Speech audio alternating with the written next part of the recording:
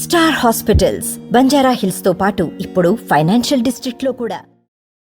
దేశవ్యాప్తంగా వైకుంఠ ఏకాదశి ఉత్సవాలు అంగరంగ వైభవంగా జరుగుతున్నాయి. ప్రస్తుతం ఉమ్మడి కరీంనగర్ జిల్లా వ్యాప్తంగా ఉదయమే 2:30 నుంచి ధర్మపురి లక్ష్మీ నరసింహస్వామి ఆలయం, అలాగే వేములవాడలో అనంత పద్మనాభ స్వామి ఆలయం హరిహర క్షేత్రంగా ఉంది.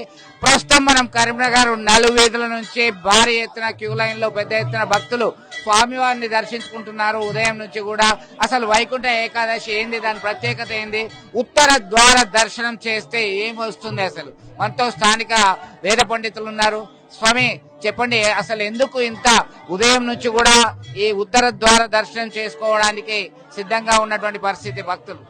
జై శ్రీమన్నారాయణ.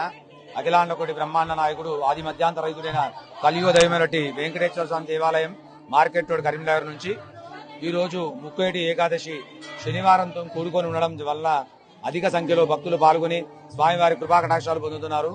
ఈ వైకుంఠ ఏకాదశి యొక్క ప్రాశస్తత ఏమిటనగా, ఈ స్వామివారు యోగ నిద్ర నుండి ఈ రోజు లేవడం జరుగుతుంది.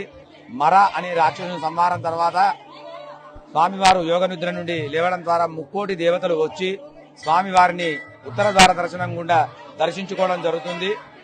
ఈ మర అనే రాక్షసుని సంహారము తర్వాత ఈ వైకుంఠ ఏకాదశి రోజు నా స్థానం ఎక్కడ అనగా బియ్యంకు సంబంధించిన అన్నపాదుల్లో ఉందువుగాక అని చెప్పి స్వామివారు చెప్పడం జరుగుతుంది.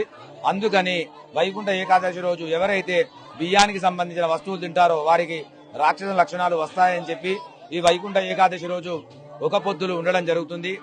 ఈ వైకుంఠ ఏకాదశి రోజు ఎవరైతే ఉత్తర ద్వార దర్శనం గుండా స్వామివారిని వీక్షించుకుంటారో, దర్శనం చేసుకుంటారో వారికి వైకుంఠ ప్రాప్తి కలుగుతుందని, సర్వ పాపాలు పోతాయని చెప్పి శాస్త్రాలు చెప్తున్నాయి. అందుకని ఈ రోజు ఉదయం 4 గంటల నుండి అతి భారీ సంఖ్యలో స్వామివారి దర్శించుకోవడానికి జనాలు రావడం జరుగుతుంది. నిన్న సాయంత్రం 6 గంటల నుంచి 9:30 వరకు స్వామివారికి ఫలపంచాభిషేకం, 1,00,000 పుష్పార్చన, 1,00,000 తులసార్చన కార్యక్రమం జరిగినవి. ఉదయము ఆరాధన అయిన తర్వాత స్వామివారి ఉత్తర ద్వార దర్శనం గుండా భక్తులు దాదాపు ఇప్పటికి 10,000 నుంచి 20,000 మంది భక్తులు దర్శించుకోవడం జరిగింది. మొత్తం మీద స్వామివారిని ఉత్తర ద్వార దర్శనం చేసుకుంటే పునీతులు అవుతారు. మర అనేటువంటి రాక్షసం సంహరించిన తర్వాత నిద్రావస్థలో ఉన్నటువంటి స్వామిని దర్శించుకున్నటువంటి విధానమే దీన్ని వైకుంఠ ఏకాదశి ఉత్తర ద్వార దర్శనం అని చెప్పి చెప్తున్నటువంటి పరిస్థితి ఉంది.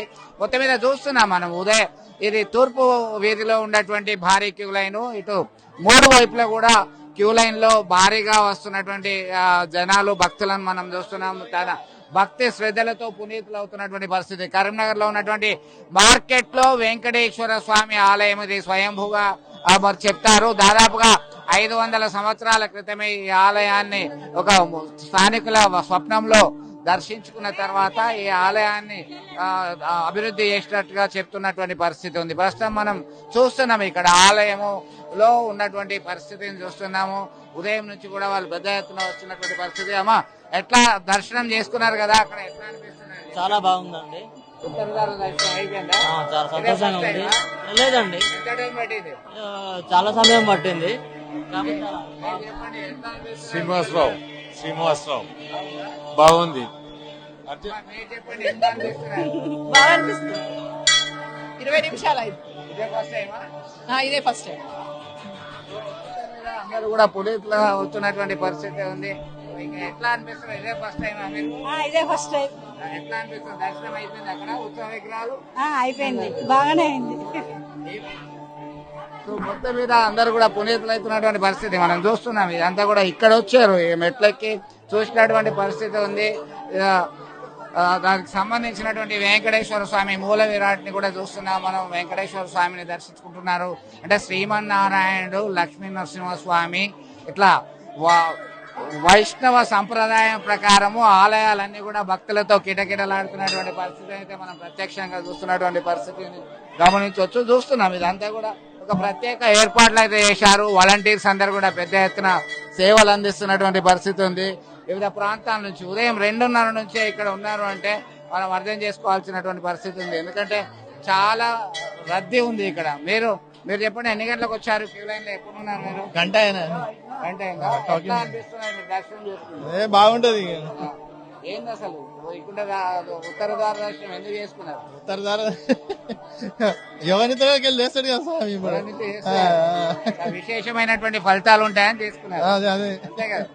చలో మొత్తం మీద అది వారి యొక్క ప్రగాఢమైనటువంటి భక్తి భావంతోనే ఉత్తర ద్వార దర్శనం చేసుకున్నారు. అంతా బాగుండాలని చెప్పేసి ఒకవైపు ఉస్నాబాద్ నియోజకవర్గంలో సైతం అక్కడ మంత్రి పొన్నం ప్రభాకర్ చిగురుమామిడిలో ఉన్నటువంటి సుందరగిరి వెంకటేశ్వర స్వామిని దర్శించుకున్నారు.